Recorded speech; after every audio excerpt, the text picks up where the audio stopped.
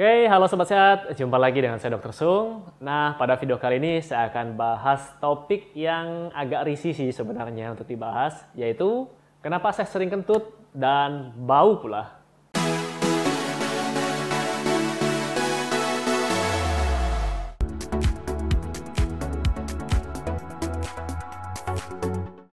Nah, Sobat Sehat, setiap hari kita pasti buang angin, atau orang bilang kentut, dan di bahasa medisnya atau bahasa ilmiahnya kita sebut dengan flatus. Jadi kalau orang nanya, kenapa sih saya sering kentut? Terus kenapa kok suara kentutnya bervariasi gitu? Atau kentut saya bau sekali, apa sih penyebabnya? Nah, secara normal, memang kita di dalam tubuh kita akan menghasilkan gas.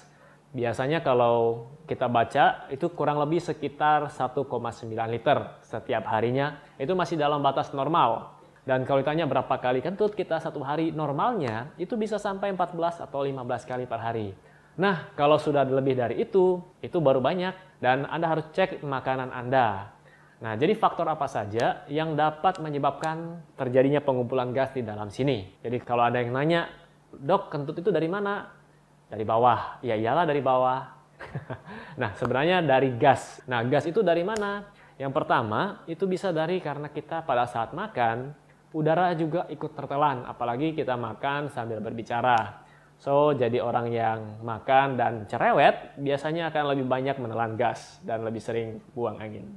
Kemudian yang kedua, dari makanan yang kita makan. Jadi ada makanan-makanan tertentu yang membuat tubuh kita atau di usus kita itu menghasilkan lebih banyak gas.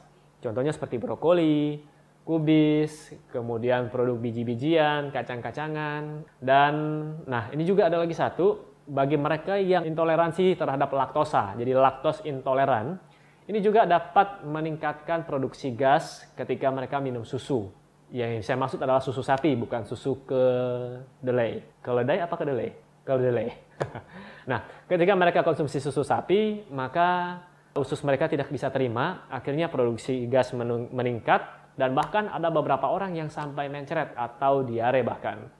Nah, ini juga dapat meningkatkan produksi gas. Dan secara normal memang dalam tubuh kita terdapat bakteri. Kalau Anda pernah belajar dulu biologi, kalau Anda masih ingat ya. Kalau lupa, ya Anda tonton video ini, Anda diingatkan kembali. Di dalam usus besar kita terdapat bakteri baik atau kita sebut dengan flora normal. Jadi metabolisme mereka untuk membantu menyerap nutrisi itu juga menghasilkan gas. Lalu infeksi usus, kemudian peradangan, gangguan-gangguan usus ini juga bisa menyebabkan produksi gas yang berlebihan. Terus kalau ditanya kenapa kok bau sekali? Nah, ini tergantung pada makanan yang Anda makan. Jadi normalnya kalau kita makannya wajar, tidak berlebihan, itu baunya tidak sampai mengganggu lah ya. Tapi kalau Anda makannya berlebihan, contohnya seperti bawang, kemudian pete, jengkol, mungkin saya bisa minta Sobat Sehat untuk komen di bawah. Ketika Anda makan apa saja, kentut Anda menjadi bau yang sangat busuk. Ya, sampai ganggu teman-teman. Jadi biasanya kalau sudah kentut satu orang, biasa saling nuduh ya. Kamu ya yang kentut, kamu ya yang kentut. Nah, sekarang silakan komen di bawah. Makanan apa saja. Jadi Anda bisa saling bantu makanan apa saja yang membuat kentut Anda menjadi lebih bau. Oke. Kemudian lagi satu, kenapa bunyinya khas seperti itu atau kenapa bunyinya bervariasi. Ini tergantung dari banyaknya udara, tekanan udara. Kemudian jadi tekanan udara terhadap otot di anus atau dubur. Jadi ada otot di sana dan itu tekanan udara tadi akan menggetarkan otot tersebut. Makanya menghasilkan bunyi. Jadi contohnya gini, Anda tiup balon, kemudian balonnya Anda press seperti ini. Udara yang keluar akan menyebabkan bunyi. Nah, kurang lebih penjelasannya seperti itu. Terus bahaya enggak dok kalau kita setiap hari kentut? Jadi sebenarnya setiap hari memang kita harus malahan buang angin. Bahkan kentut atau buang angin ini merupakan salah satu indikasi atau salah satu penilaian buat pasien-pasien yang menjalani operasi khususnya di saluran pencernaan atau sistem pencernaan. Jadi biasanya tanya dulu, sudah bisa kentut belum? Baru kita boleh makan, baru kita boleh pulang biasanya. Nah, kalau kentutnya sudah lebih dari 15 kali per hari, terus Anda mengalami gangguan perut, gangguan pencernaan. Nah, kalau seperti ini, Anda periksakan ke dokter. Mungkin Anda kepedesan atau makan makanan yang banyak bakterinya mungkin, ya. Akhirnya Anda mengalami gangguan pencernaan. Nah, kemudian pertanyaan yang terakhir.